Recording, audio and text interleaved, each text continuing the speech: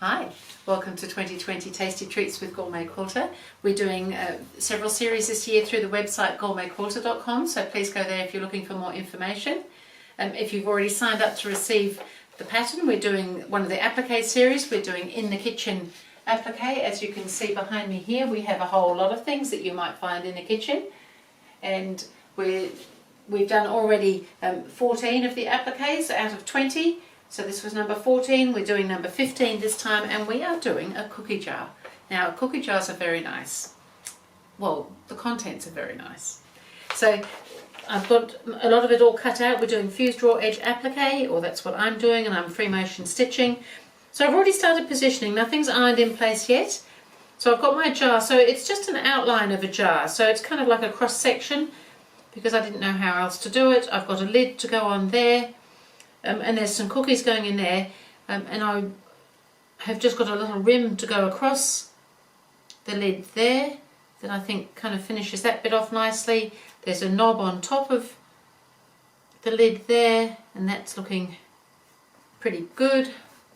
So what we need to do with these cookies, I'm not sure whether they're chocolate chip or whether they've got raisins in them, or maybe both. That would be nice. So I'm using the applique mat.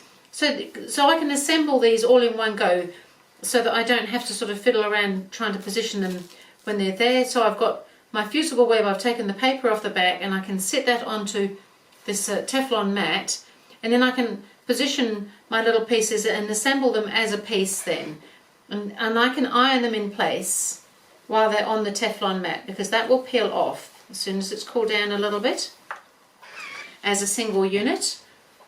So I just need to let that cool, and then I can position them here and then iron everything in place, and then I can start getting ready to do all the stitching. So that's all, they're all ironed in place now, so they will stay where I've put them. I think I might have another darker one next. I don't think it really matters. These cookies are probably just tossed in the jar. I think that it would be quite an exciting little cookie jar, because I'm pretty sure that some of them at least are chocolate chip. However, I'm very happy with raisins or sultanas as well. So not a problem to me whichever way it goes.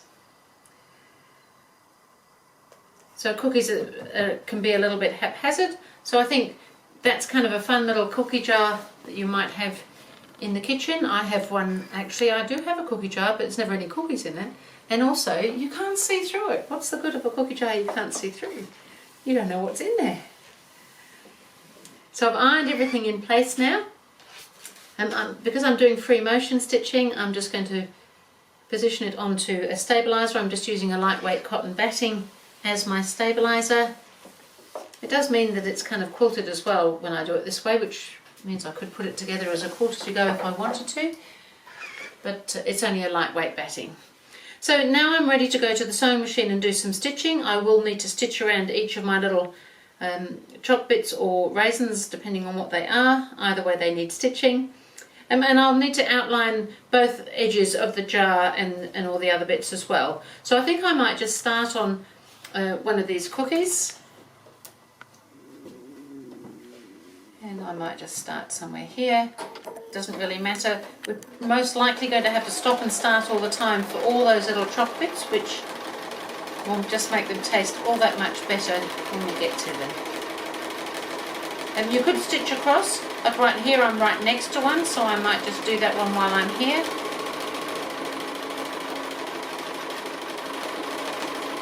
But a lot of them are not right next to. This one up here is right next to this next cookie, so I could just come along and do that one while I'm there. So I do tend to just wander around a little bit when I do this sort of applique, when it's free motion, because I know I can come back. But I don't really want to have stitching lines all the way across onto my little choc bits particularly, so I'll just have to stop and start every so often. So it's just going to be a matter of doing that and stopping and starting and getting on with it. And then there's this this glass jar, which is just thin,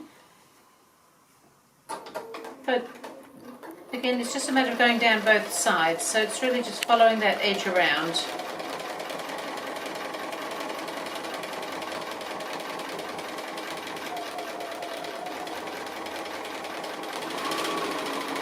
and I will keep going and come back to you when I get to the other end. So I've done all my cookies in my jar, I've done the jar, and I've just got the lid to go now.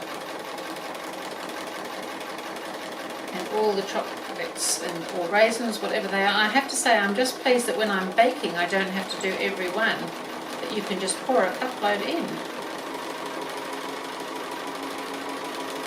But these ones are definitely non-fattening cookies, fat-free, sugar-free, cholesterol-free. What more could you want?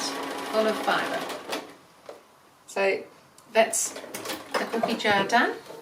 Just going to give it a little press, and then we can put it up on the wall with all the other things in the kitchen. I think that's pretty exciting to have a nice cookie jar in the kitchen. Oh, look, just near the cup of tea too, so we could just have a cup of tea and a cookie, or maybe a coffee. And so that was it for applique number 15 in the kitchen, and I will see you again with applique number 16.